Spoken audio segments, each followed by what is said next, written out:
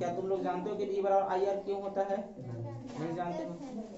V बराबर I R क्यों होता है ऐसा पहले कभी किसी ने बताया भी नहीं होगा, केवल लिखवा दिया जाता है कि इसे ओम का नियम कहते हैं, V बराबर आई इंटू आर। बट ऐसा होता क्यों है उसी को समझते हैं। ध्यान देना, ओम के नियम को सत्यापित करते हैं बाय मैथमेटिकली। कैसे करेंगे?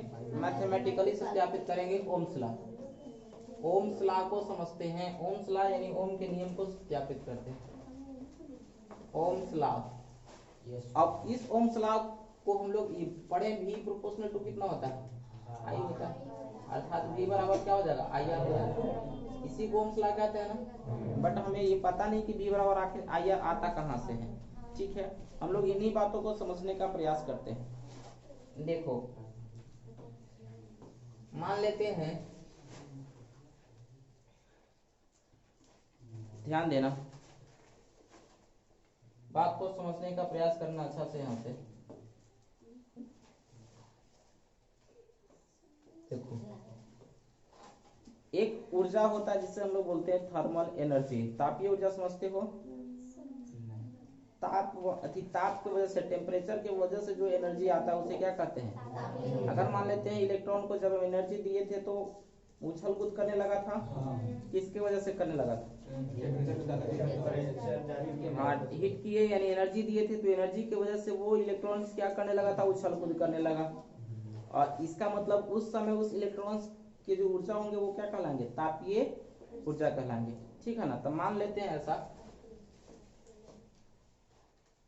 और तापीय ऊर्जा के कारण, तापीय ऊर्जा के कारण उसमें वेलोसिटी आएगा, आएगा कि नहीं आएगा? तो तापीय ऊर्जा के कारण जो वेलोसिटी आया उस वेलोसिटी को क्या कहेंगे? तापीय वेग कहते हैं। क्या कहते हैं?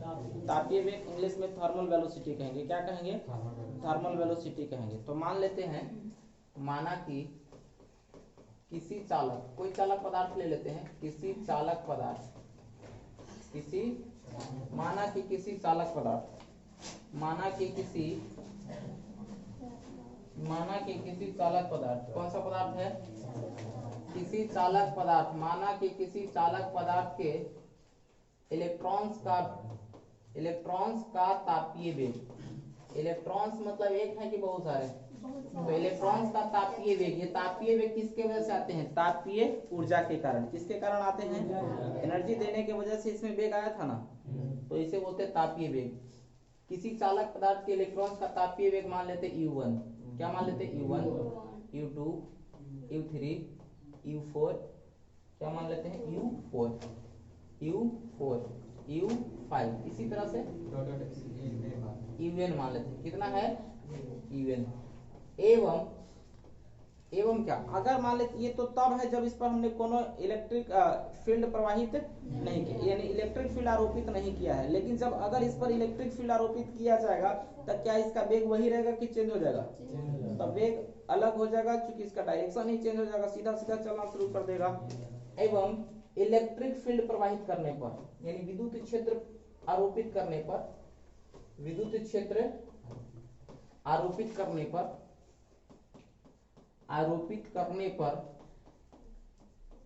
पर जो वेग होगा, वेग क्रमशः कितना हो जाएगा? पहले वो U1 रफ्तार से चल रहा था तो वो V1 रफ्तार से चलना शुरू कर देगा, फिर V2 रफ्तार से, V3 रफ्तार से, V4 रफ्तार से, इसी तरह से डॉट डॉट वेग क्रमशः V1 V2 V3 dot dot V4 और कितना है? Vn। इतनी बातें समझ में आया? यानी जब वस्तु क्या है? जब वस्तु को एनर्जी दिया गया, क्या दिया गया? तो हम पागलों की तरह दौड़ने लगा। सबका एक अपना अपना रफ्तार होगा। एक इलेक्ट्रॉन जिसका रफ्तार U1, दूसरा इलेक्ट्रॉन जिसका रफ्तार, इलेक्ट्रॉन की संख्या तो फिक्स रहती है ना, किसी भी पदार्थ में इलेक्ट्रॉन की संख्या फिक्स रहती है। वो इलेक्ट्रॉन की संख्या उसके एटॉमिक नंबर के क्या होता है? बराबर होता है। जैसे आयरन में इलेक्ट्रॉन्स कितने होते हैं? 26 होते हैं, क्योंकि उसमें उसके एटॉमिक नंबर कितने होते हैं? 26, जिसकी वजह से उसमें इलेक्ट्रॉन्स कितने होते हैं? 26। बातें समझ में आ रही है? अब वो जो इलेक्ट्रॉन्स होते हैं उन सभी का तो वेग होगा ना, तो एक का वेग U1 मान लेते हैं, U2, E3, ये जो वेग किसके वजह से आया है? तापीय ऊर्जा की वजह से। और ये जो वेग है वो किसके वजह से? इलेक्ट्रिक फील्ड को आरोपित करने के वजह से आया है। यानी जैसे ही इलेक्ट्रिक फील्ड आरोपित करेंगे तो उसका रफ्तार चेंज हो जाएगा। ठीक है ना। तो एक बात समझते हैं, हमें पहले से पता है कि जब इलेक्ट्रॉन्स का जो तापीय वेग जो दिया गया U1 U2 U3 dot dot E wave, हमें पता है कि जब तक इस पर इलेक्ट्रिक फील्ड आरोपित नहीं किया जाता है तब तक सब मिला जुला के टोटल वेलोसिटी कितना होता है, 0 होता है। यानी एक बात तो हमें समझ में आता है कि U1 प्लस U2 और प्लस कितना U3 और प्लस U4 और इसी तरह से डॉट डॉट अगर सभी को जोड़ दिया जाए UN और इसका एवरेज वेलोसिटी अगर निकालते हैं तो n से क्या कर देंगे, और हमें पता है कि इसका एवरेज वेलोसिटी कितना होता है, 0 होता है। हमने शुरू में ही लिखवा दिया था जब ड्रिफ्ट वेलोसिटी का डिफिनेशन लिखवा रहे थे तो उसमें लिखवाए थे कि जब किसी चालक पदार्थ के, यहाँ पे देखो लिखवाया गया, उसको थोड़ा सा एक नजर देख लो। हमने क्या लिखवाया था ड्रिफ्ट वेलोसिटी के डिफिनेशन में, ड्रिफ्ट वेलोसिटी के डिफिनेशन में लिखवाया गया है कि किसी चालक पदार्थ में इलेक्ट्रॉन अनिश्चित दिशा में क्या होता है, गतिशील होता है और उसका औसत वेग कितना होता है, यानी U1 plus U2 plus U3 plus सभी को जोड़ करके अगर n से भाग दे दे तो कितना हो जाएगा, 0 होगा कि नहीं होगा, होगा कि नहीं होगा। तो हम लोग ऐसा लिख सकते हैं, कोई दिक्कत।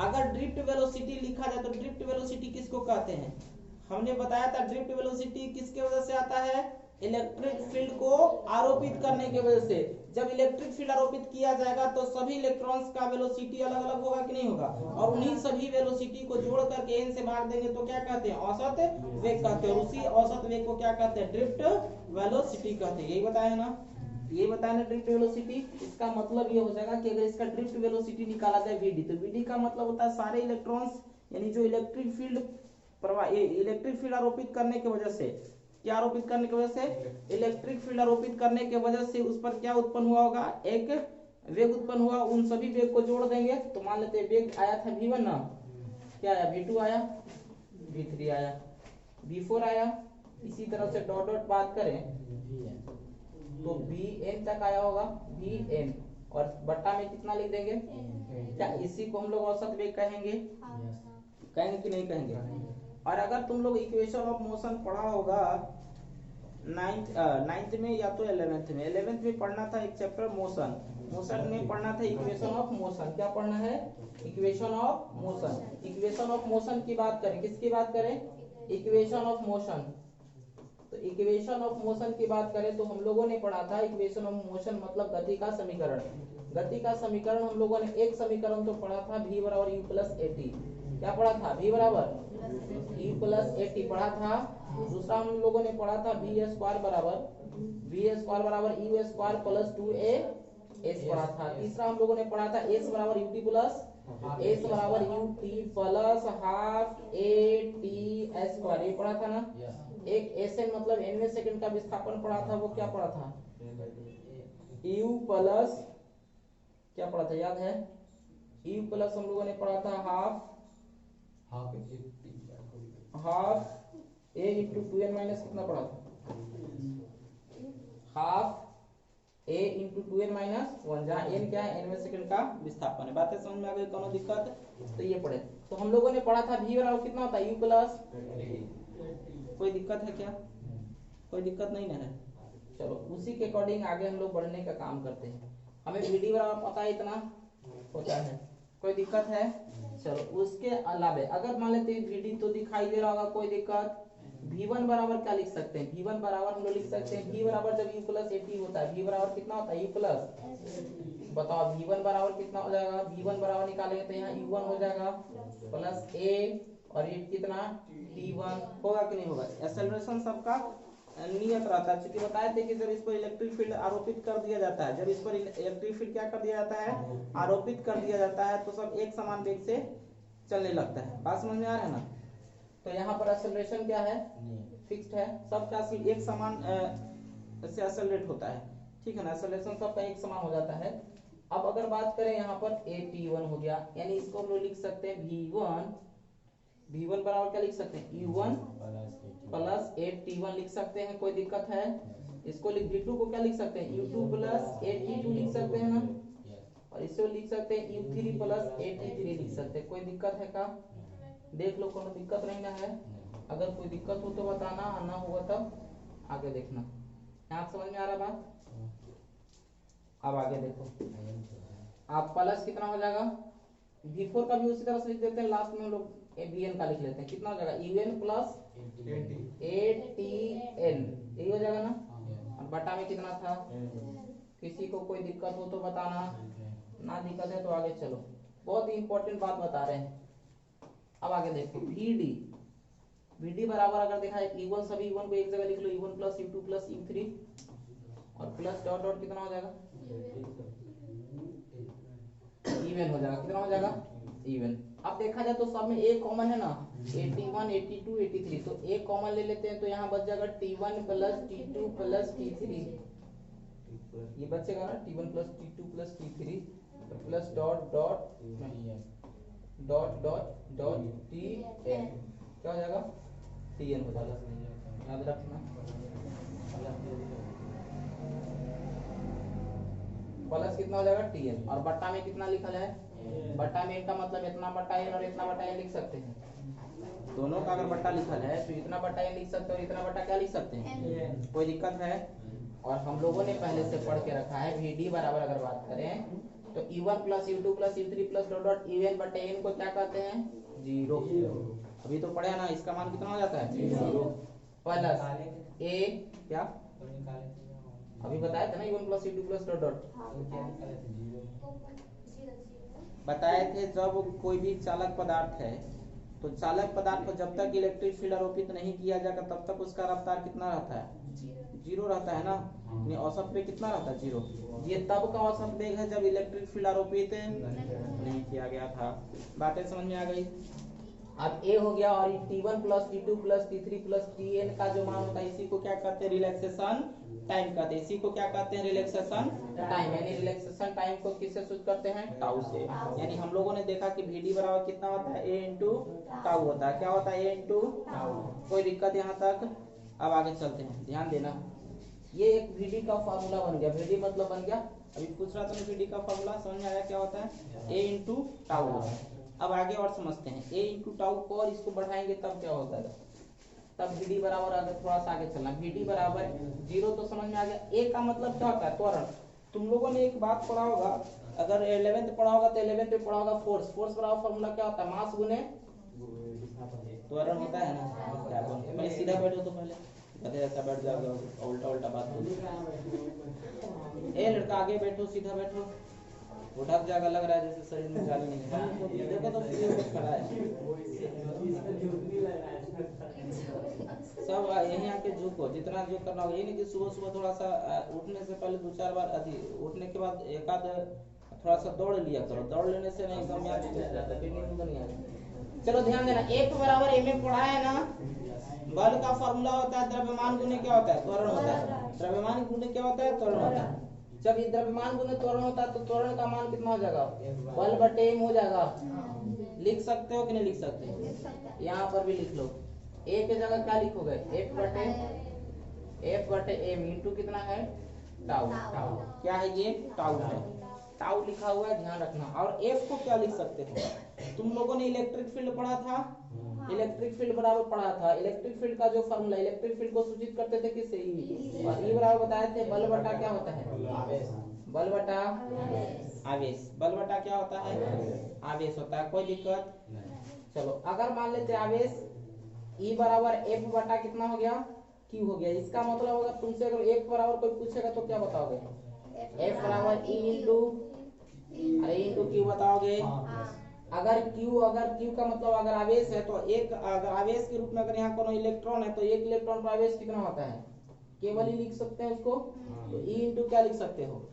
छोटका ई। छोटका ई का मतलब होता है किस पे चार्ज है? इलेक्ट्रॉन पर।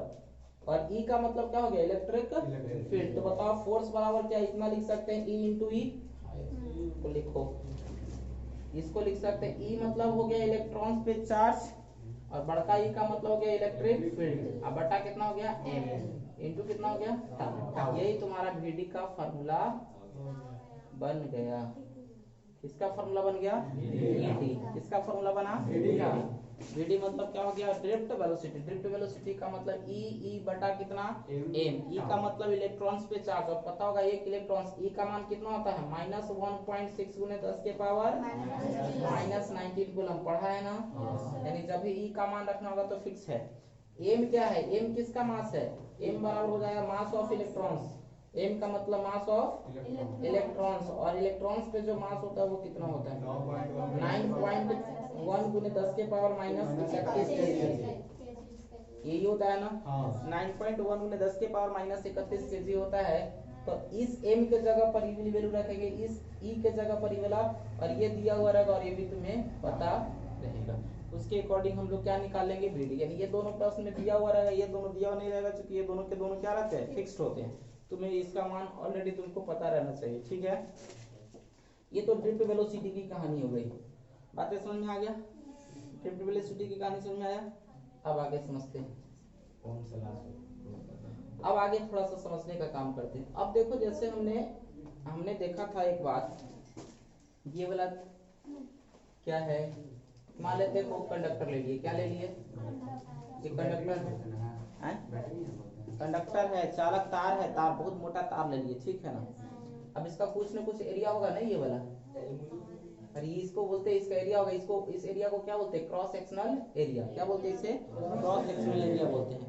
अब ये क्रॉस सेक्शनल एरिया, ये भी क्रॉस सेक्शनल एरिया, इसका कुछ ना कुछ एरिया होगा, तो हम लोग इसका एरिया मान लेते हैं कितना है a, इसका एरिया कितना मान लेते हैं a।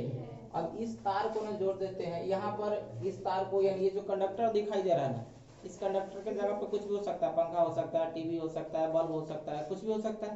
अब क्या करेंगे ना, ध्यान दें, इसको वायर से जोड़ देते हैं, किससे जोड़ देते हैं, और इस वायर पे एक बैटरी से जोड़ देते हैं, किससे जोड़ दिए, कौन दिक्कत है, ध्यान देना, तुम्हें ज्यादा दिक्कत है तो आंख धो के आओ, ठीक, इतने में लगा, इतना सवेरे सवेरे नहीं रहता है। चलो इधर प्लस और इधर क्या होता है माइनस, इधर हाई पोटेंशियल, इधर अगर मान लेते हैं, ध्यान देने वाली बात है, इधर लो पोटेंशियल, बताओ यहाँ का पोटेंशियल अगर भी है तो यहाँ कितना हो जाएगा, मान लेते ये बैटरी, और बैटरी का अगर मान लेते जो पोटेंशियल डिफरेंस है, हर बैटरी का एक पोटेंशियल डिफरेंस होता है, अगर हायर पोटेंशियल अगर भी मान लेते हैं तो लोअर पोटेंशियल कितना मानेंगे, जीरो मान लेते हैं, क्योंकि दोनों के बीच का अंतर कितना है, जी है, जरूरी नहीं कि इसको भी है जीरो। अगर मान लेते हैं तुमको एक बैटरी दिया जाए, इधर कह देंगे कि मान लेते हैं कि ये कितने वोल्ट का बैटरी है, कह देंगे कि 10 वोल्ट का बैटरी, 10 वोल्ट का बैटरी का मतलब ये दोनों के बीच में, यानी कि हायर पोटेंशियल लोअर पोटेंशियल के बीच का डिफरेंस कितना है 10 वोल्ट है। अगर मान लेते इधर हम कह देंगे कि 5 वोल्ट है, तो इधर बताओ कितना, जीरो हो जाएगा।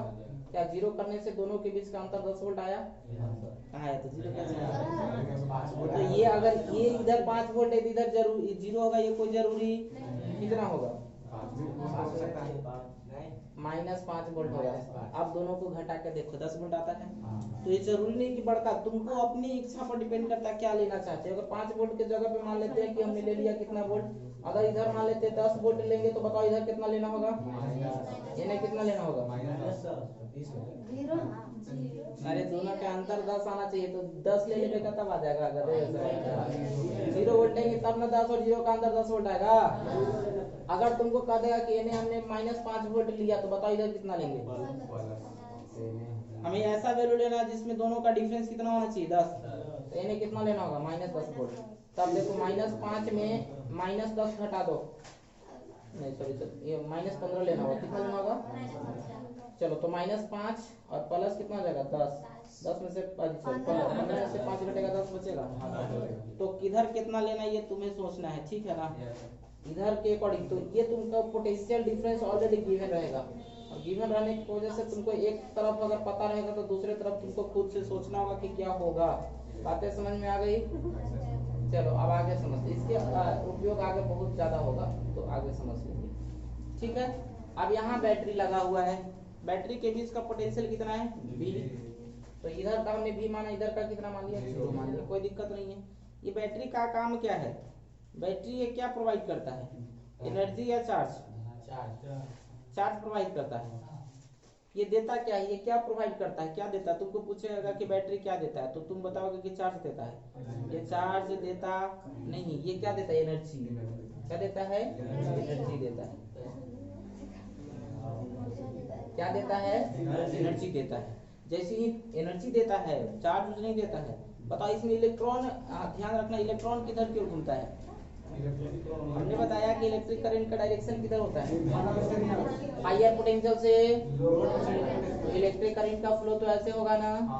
अगर इलेक्ट्रिक करंट का फ्लो ऐसे हो रहा तो इलेक्ट्रॉन का फ्लो कैसे होगा, इसके जस्ट अपोजिट डायरेक्शन में। इलेक्ट्रॉन का फ्लो कैसे होगा, जस्ट अपोजिट डायरेक्शन में, यानी इलेक्ट्रॉन कैसे फ्लो होगा,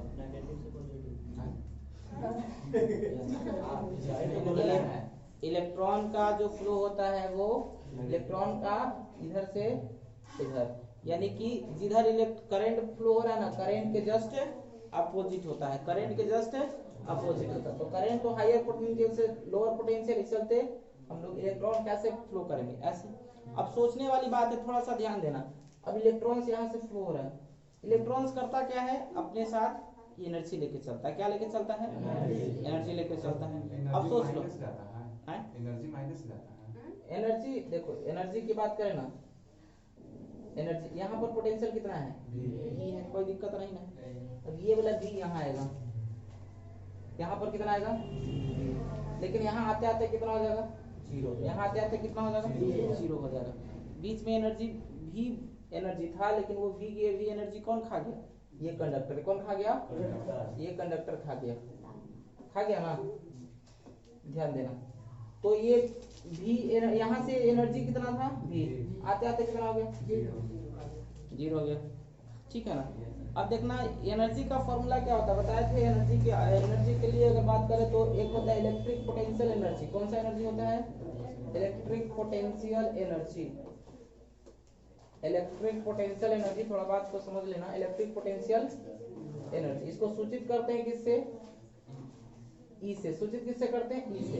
और इससे ई नहीं, यू से। सूचित किससे करते हैं, यू से। ये U बराबर क्या होता है, U बराबर ध्यान देना, इलेक्ट्रिक पोटेंशियल एनर्जी जिसको बोलते हैं विद्युत स्थितिज ऊर्जा। इसे क्या बोलते हैं, विद्युत स्थितिज ऊर्जा। विद्युत स्थितिज ऊर्जा, इसका जो मेन फार्मूला होता है वो क्या होता है, ध्यान देना। विद्युत स्थितिज ऊर्जा U बराबर क्या होता है, जो विद्युत विभव पढ़े थे ना, पोटेंशियल यानी पोटेंशियल गुने यानी विद्युत विभव गुने, विद्युत विभव में अगर हम लोग गुना करते हैं, विद्युत विभव गुने क्या हो जाएगा, विद्युत विभव गुने हो जाएगा आवेश। विद्युत विभव गुने क्या हो जाएगा, आवेश हो जाएगा। तो U बराबर अगर मान लेते हैं पोटेंशियल V हो जाएगा इंटू कितना हो जाएगा, Q। U बराबर V इंटू कितना हो जाएगा, Q हो जाएगा। अब थोड़ा सोचने वाली बात है, मान लेते हैं मात्रा को, ऊर्जा है ना, ऊर्जा का मात्रा जूल होता है, तो जूल ही मात्रा क्या है। अब थोड़ा बात को समझने का प्रयास करते हैं, ध्यान देना। यहाँ से V वोल्ट लेके चला, मान लेते यहाँ से कोनो इलेक्ट्रॉन चला। अब थोड़ा सा उल्टा मान के चलते हैं, एक्चुअली इलेक्ट्रॉन किधर से किधर फ्लो करता है, ऐसे। लेकिन हम लोग थोड़ा सा समझने में सुविधा हो उसके लिए हम लोग मान लेते हैं कि फिलहाल ऐसे समझ लो कि इलेक्ट्रॉन ऐसे जा रहा है। कौन जा रहा है, इलेक्ट्रॉन।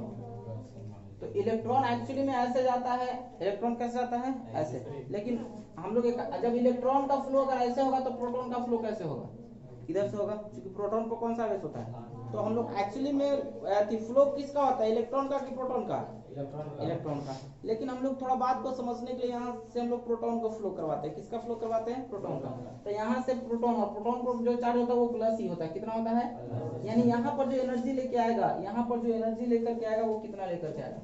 यहाँ पर अगर एनर्जी लेके आता है तो एनर्जी का फॉर्मूला हम लोगों ने पढ़ा क्या, विद्युत विभव गुने कितना, आवेश। विद्युत विभव गुने आवेश, ठीक है ना। अब सोच लो आवेश, इस पर मान एक इलेक्ट्रॉन एक प्रोटॉन है, प्रोटॉन का आवेश कितना होता है, ई होता है ना। इस पर एनर्जी हो जाएगा U बराबर E इंटू विद्युत विभव, पोटेंशियल कितना है, V। यानी यहाँ पर इसके पास जो ऊर्जा है वो E इंटू कितना है, V है। लेकिन यहाँ आते आते क्या हो गया, जीरो।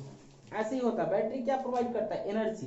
बैटरी क्या प्रोवाइड किया, एनर्जी। देखो यहाँ कितना एनर्जी दिया, E इंटू V दिया, लेकिन आते आते इलेक्ट्रॉन्स करता क्या है, इलेक्ट्रॉन्स जो गोल गोल घूमते रहता है वो एक्चुअली इलेक्ट्रॉन्स एक क्या है, ट्रक है। इलेक्ट्रॉन्स क्या है, ट्रक है, जो कि एनर्जी भर भर के क्या करता है, ले जाता है। तो यहाँ से एनर्जी भरा, ले गया, और यहाँ आते आते गिराते गिराते गिराते यहाँ आते आते ट्रक क्या हो गया, खाली। फिर यहाँ आएगा, फिर इलेक्ट्रॉन से यहाँ आएगा, फिर यहाँ पर बैटरी का यहाँ आएगा तो एकदम खाली हो जाएगा, तो फिर यहाँ से भर देगा ये बैटरी। क्या करेगा, उसमें फिर से एनर्जी भरेगा, फिर यहाँ ले जाके देगा, फिर आते आते खत्म, फिर। और यही साइकिल चलते रहता है। यही साइकिल क्या होता रहता है, यानी इलेक्ट्रॉन्स मूव करता है ना। अब बात होता है कि अब इलेक्ट्रॉन्स एक होगा कि बहुत सारे होंगे, इतने सारे इलेक्ट्रॉन्स होते हैं कि कहना नहीं है, एकदम बहुत ज्यादा होते हैं। 6.022 गुने 10 के पावर 23 पढ़ा है ना, इतने सारे इलेक्ट्रॉन होते हैं। सोच लो, एक दो इलेक्ट्रॉन तो अलग बात है, उतने सारे इलेक्ट्रॉन होते हैं। हाँ, आप देखो थोड़ा सा बातों को समझने का प्रयास करते हैं। चलो समझने का प्रयास करते हैं।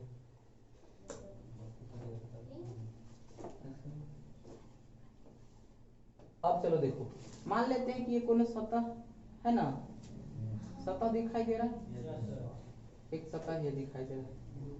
अब इलेक्ट्रॉन्स यहाँ से बहुत सारे electrons, electron electron electron electron electron, बताओ जब करंट अगर ऐसे फ्लो रहा है तो इलेक्ट्रॉन कैसे जाएगा, इधर सीधा जाएगा। इलेक्ट्रॉन्स इलेक्ट्रॉन्स एक नहीं बहुत सारे इलेक्ट्रॉन्स होंगे, इधर से इधर जा रहे हैं।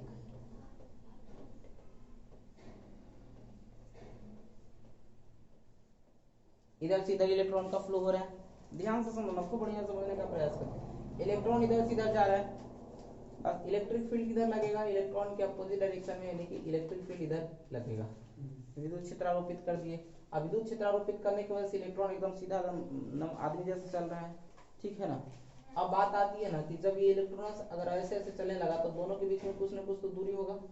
ये दूरी कितना होगा, ये डिस्टेंस अगर तुमसे पूछा जाए तो डिस्टेंस कितना होगा, इस सब का रफ्तार तो पता है हमें, रफ्तार कितना है vd, और इस सब इलेक्ट्रॉन्स का रफ्तार कितना है vd, तो vd I2 समय कितना लगता है, मान लेते हैं dt टाइम में यहाँ से यहाँ गया इलेक्ट्रॉन, पहले यहाँ था, यहाँ से यहाँ आने में कितना टाइम लगा dt, तो यानी यहाँ से यहाँ तक का लंबाई जो हो जाएगा, दूरी हो जाएगा। दूरी बराबर हम लोगों ने फॉर्मूला पढ़ा, दूरी बराबर क्या होता है, वेग गुने समय होता है। क्या होता है, वेग गुने दूरी बराबर फॉर्मूला वेग गुने वेग कितना vd, और समय मान लेते हैं dt। dt का मतलब बहुत छोटा सा समय ना, बहुत अल्प समय की बात कर रहे हैं, उसे क्या कहते हैं, dt कहते हैं।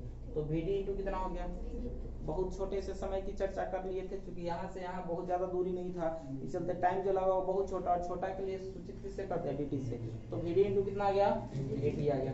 अब बताओ यहाँ से यहाँ तक आने में, अब सोच लो इस रीजन की बात करें ना, किस रीजन की बात कर रहे हैं, थोड़ा सा इस रीजन की बात कर रहे हैं, ये रीजन दिखाई दे रहा है ना, इस रीजन में बताओ इलेक्ट्रॉन एक होगा कि बहुत सारे होंगे, कितना इलेक्ट्रॉन्स होगा ये हमें पता, हम लोग क्या करते मान लेते कि इसमें जो इलेक्ट्रॉन्स है ना, वो इलेक्ट्रॉन्स की संख्या कितना मान लेते हैं n, यानी इससे टोटल जो इलेक्ट्रॉन्स है कितने हैं n, लेकिन n केवल इलेक्ट्रॉन्स की संख्या नहीं मानेंगे, n बराबर हम लोग मान लेते हैं, फाइनली अगर मानने की बात आती है n बराबर, तो n बराबर मान लेते हैं नंबर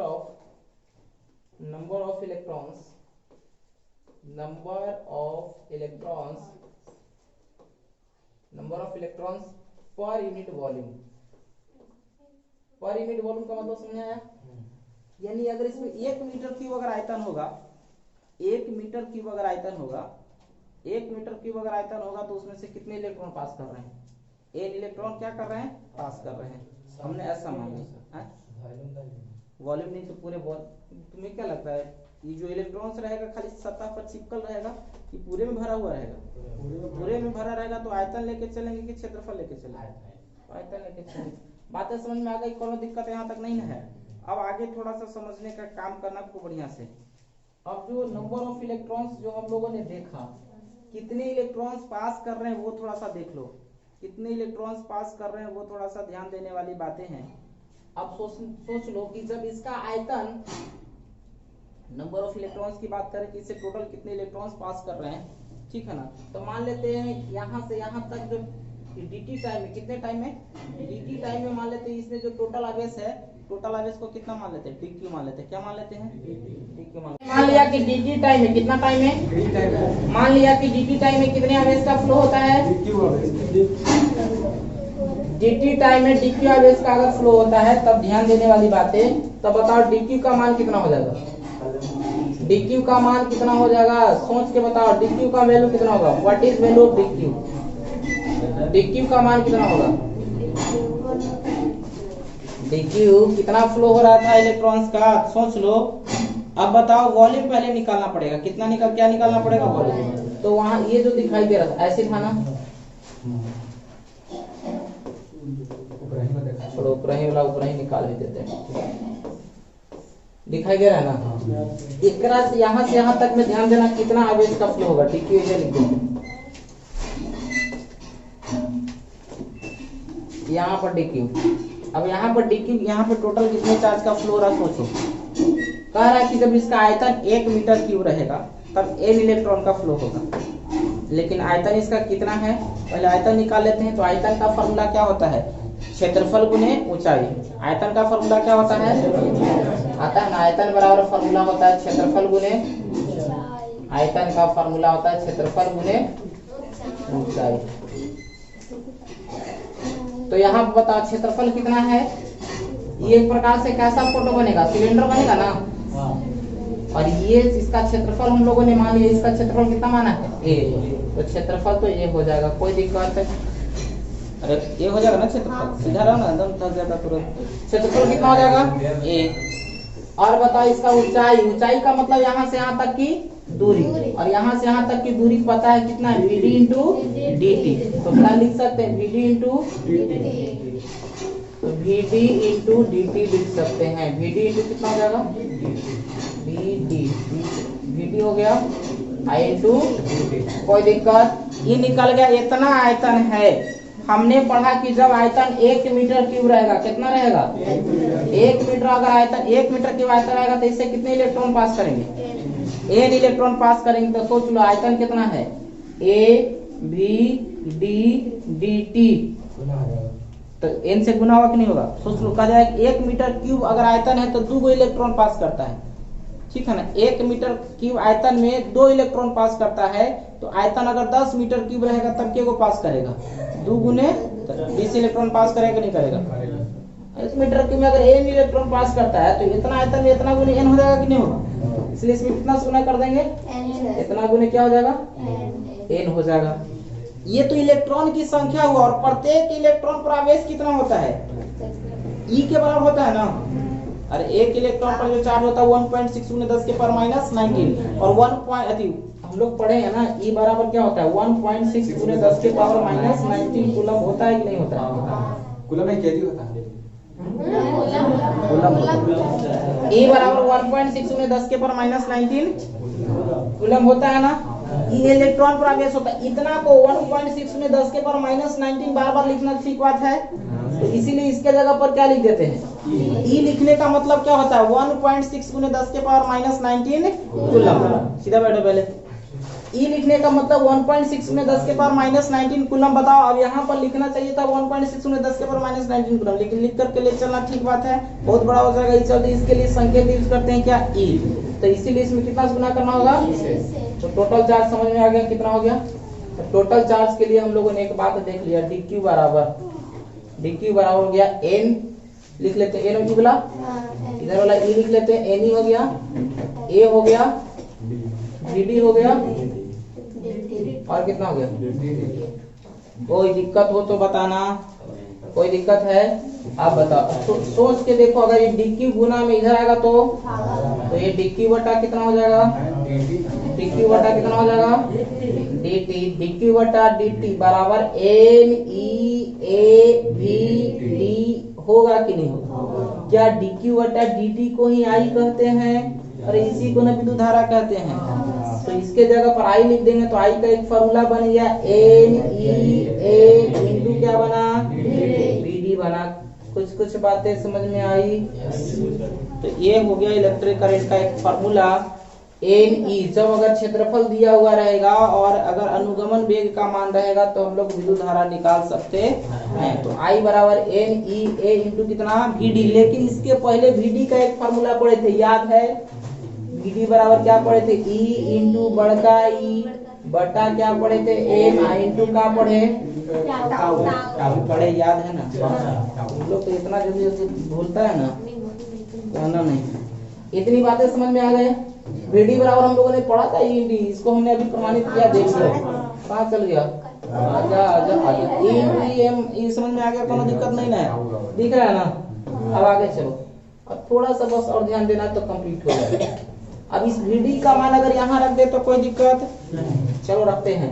I बराबर फॉर्मूला बन गया एन ई ए और VD के जगह पर छोटका ई बड़का ई जेड टाउ बटा कितना है एम। कोई दिक्कत। I बराबर तुम्हारा बन के तैयार हो गया एन ई के बराबर 2 बार तो एन ई स्क्वायर इंटू कितना हो जाएगा ए आई तुम्हारा इलेक्ट्रिक फील्ड है। ये क्या है तुम्हारे पास? इलेक्ट्रिक फील्ड है। इलेक्ट्रिक फील्ड समझ में आता है तुम लोग को? ये तुम्हारे पास इलेक्ट्रिक फील्ड है। क्या है? और इलेक्ट्रिक फील्ड का फार्मूला याद करो क्या होता है। हम लोगों ने पढ़ा था ना, कुछ तो तुम लोग याद नहीं रखते हो। E बराबर फार्मूला पढ़ा था KQ/R स्क्वायर पढ़ा था, याद है कुछ? और V बराबर पढ़ा था KQ/R, याद है कुछ? दोनों को भाग देके एक फार्मूला बनाए थे, याद है कुछ? KQ से KQ कट गया था तो E/V का फार्मूला पढ़े थे, 1/R पढ़े थे कि नहीं पढ़े थे? याद है? तो बताओ E बराबर क्या लिख सकते हैं? V बटे क्या लिख सकते हैं? R क्या हो गया? दूरी हो गया ना। अब बताओ वहाँ जो चालक पदार्थ लिए थे उसका लंबाई हमें तो पता नहीं था कितना है। ये जो चालक पदार्थ हमने लिया था ये वाला, इसकी लंबाई टोटल लंबाई कितना मान लेते हैं? L। यानी यहाँ से यहाँ तक की जो लंबाई वो कितना मान लेते हैं? L मान लेते हैं। यानी L वहाँ जो R लिखे R की जगह पर क्या लिख लेंगे? L लिख लेंगे। चलो लिखते हैं। अब बात को समझने का काम करते हैं। तो I बराबर एन ई स्क्वायर हो गया। एन ई गुने ई कितना? E square. ए लिख लिए। अब बताओ ई बड़का ई को लिख सकते हैं V बटा कितना? L। क्या लिख लेंगे? इंटू कितना? टाउ। और कितना? यहाँ तक बातें समझ में आई? और लगभग ओम के नियम को सिद्ध कर लिए। देखा ना, अभी दिखने लगेगा। अब अगर यहाँ से सोचने वाली बात है, थोड़ा सा सजा देते हैं इसको। I बराबर सजा के लिखे तो हो जाएगा एन ई स्क्वायर, ठीक है ना? एन ई स्क्वायर टाउ, क्या लिख दिए? टाउ लिख दिए, ए लिख लिए, बट्टा में इधर एम लिख लेते हैं, इंटू कितना? एल, एम एल हो गया ना। और इंटू क्या बच गया? कोई दिक्कत? अब दिख रहा होगा आई और भी दिखने लगा। अरे यही तो होता है ना। तो V और I में रिलेशन दिखाना, तो V बराबर लिखो, क्या हो जाएगा? V बराबर क्या हो जाएगा? सोच के देखो। V बराबर लिखेंगे तो अभी जितना भी है सब इधर आ जाएगा, तो नीचे वाला ऊपर, ऊपर वाला अरे होगा ना। इधर I बचल है ना। अब ml जो ऊपर नीचे में था ये कहाँ चल जाएगा? और ऊपर वाला सब कहाँ आ जाएगा? एन ई स्क्वायर टाउ ए। कोनो दिक्कत वाली बात? यही तो होता है। ये जो तुम्हारा दिखाई दे रहा है ये पूरे के पूरे कांस्टेंट राशि है, क्योंकि m का मतलब मास ऑफ इलेक्ट्रॉन। m का मतलब क्या हो गया? m का मतलब बता दिए हैं, मास ऑफ क्या है? इलेक्ट्रॉन। मास ऑफ इलेक्ट्रॉन है। n क्या है? n बताए थे number of electrons. Number of electrons, no मत समझना, number of electrons. Number of electrons per unit volume. क्या है? पर यूनिट वॉल्यूम है। कोई दिक्कत? E बताए थे, E बराबर बताए थे 1.6 गुने 10 के पावर -19। और m का मतलब मास, और इसका मान 9.1 गुने 10 के पावर -31 केजी। कोई इतना केजी, कोई दिक्कत नहीं ना है। अब बताओ इसमें क्या हो गया? Tau. Tau relaxation time fix होगा कि नहीं होगा? जितना देर में टकराता है वो फिक्स होगा, रिलैक्सेशन टाइम हो गया। एल बताओ क्या हो गया? Length of conductor. Length of conductor, चालक पदार्थ की लंबाई, लेंथ ऑफ कंडक्टर। और बच गया ए का मतलब cross sectional area. Cross sectional area, cross sectional area of conductor, ठीक है ना? हिंदी में इसे बोलते हैं अनुप्रस्थ काट का क्षेत्रफल। इसे क्या बोलते हैं हिंदी में? सब समझ में आ गया? और आई तो समझ में आ ही रहा। आई मतलब क्या हो गया? Electric current. V मतलब क्या हो गया? Electric potential. किसके किसके बीच? तो चालक पदार्थों के बीच जो इलेक्ट्रिक पोटेंशियल, जो पोटेंशियल डिफरेंस जो क्रिएट हुआ था वो क्या है? V क्या है? Potential difference. V क्या है? Potential difference. V हो जाएगा तुम्हारा पोटेंशियल डिफरेंस। इंग्लिश समझ में आ रहा है सबको? सबका हिंदी कहीं ना कहीं लिखा है, इस चलते ज्यादा टेंशन लेने की जरूरत। आई क्या हो गया? आई का मतलब इलेक्ट्रिक, सबसे परिचित हो गया। अब देखो सबसे परिचित हो गया तो इसको थोड़ा सा हम एक्सप्लेन कर दें तो काम हो जाएगा। ये सिद्ध हो चुका है। देखो क्या लिखा हुआ था, लिखा हुआ क्या था वो थोड़ा सा देखो। लिखा हुआ क्या था? देखो V बराबर ml बटा एन ई स्क्वायर टाउ ए इंटू कितना? ये सारा के सारा फिक्स्ड राशि है कि नहीं है? अरे सब के सब फिक्स्ड ही है ना। सारे के सारे जो राशि हैं वो क्या है, एम फिक्स नहीं है, मास ऑफ इलेक्ट्रॉन तो फिक्स है 9.1 में 10 के पैमाने। लंबाई बताओ, चालक पदार्थ का लंबाई फिक्स होगा कि नहीं होगा, तो लोगे 3 मीटर 4 मीटर कुछ तो लोगे ना, ये इतना, यानी जितना भी है सब के सब कौन सी राशि है, कांस्टेंट। सारे के सारे राशि क्या है, कांस्टेंट।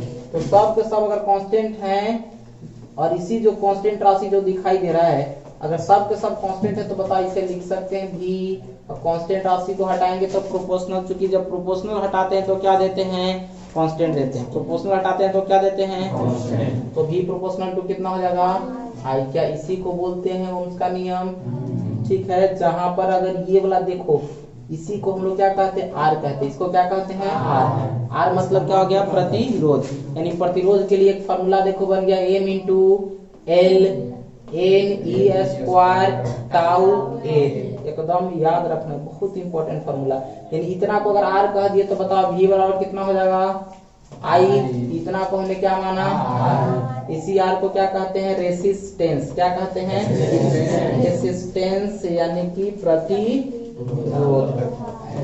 प्रतिरोध कहते हैं। इसका एसआई मात्रा क्या होता है, एसआई मात्रा ओम होता है, मीटर का नहीं। एसआई मात्रा क्या होता है, कोनो दिक्कत है, एसआई मात्रा क्या होता है, एसआई मात्रा क्या होता है, ओम होता है। एसआई मात्रा क्या हो गया, ओम हो गया। रेसिस्टेंस का एसआई मात्रा ओम हो गया। कोनो दिक्कत है, कोई दिक्कत नहीं ना है। अच्छा बताइए कौन सा राशि है, सदिश की अदिश राशि, इसमें कोनो डायरेक्शन नहीं होता, इसलिए कौन सा राशि है, कोई दिक्कत। अब देखो आर किन किन बातों पर डिपेंड करता है, वो सब इससे पता चल जाएगा एक फॉर्मूला से। बताओ क्या लंबाई पर डिपेंड कर रहा है, कर रहा है कि नहीं कर रहा है। लंबाई बढ़ने पर क्या वो, क्योंकि लंबाई का सीधा समानुपाती है ना। टीचर लोग क्या करते हैं ना, 9वां 10वां में या इंटर में भी बहुत सारे टीचर ऐसे ही पढ़ाएंगे, लिखवा देंगे आर प्रोपोर्शनल टू एल होता है, क्योंकि लंबाई बढ़ने पर प्रतिरोध का मान बढ़ता है, सीधा समानुपाती है तो घट कैसे जाएगा। और दूसरा लिखवा देंगे कि आर प्रोपोर्शनल टू 1/एरिया होता है। दोनों को मिला देंगे तो कहेंगे कि आर प्रोपोर्शनल टू एल भाई कितना हो गया, एरिया, ठीक है ना। इसी को कहेंगे कि देखो ये हो गया, अभी प्रोपोर्शनल चिन्ह को हटा देंगे, कहेंगे कि रो एल भाई कितना हो गया। इसी रो को क्या कहते हैं, विशिष्ट प्रतिरोध या प्रतिरोधकता कहते हैं। क्या कहते हैं, लेकिन ऐसा कौन बात हम लोगों ने पढ़ा इसके अकॉर्डिंग में, लेकिन जनरली ध्यान देने वाली बात है क्या, ये वाला आता कहाँ से है, इस ये वाला लिखने के बाद ही वाला बनाते हैं, लेकिन जनरली ये कहाँ से दिखाई दे रहा है ना। अब ये सारे के सारे अगर कांस्टेंट है तो आर प्रोपोर्शनल टू ए लिख सकते हैं, यहाँ से नहीं लिख सकते, तो ये वहां से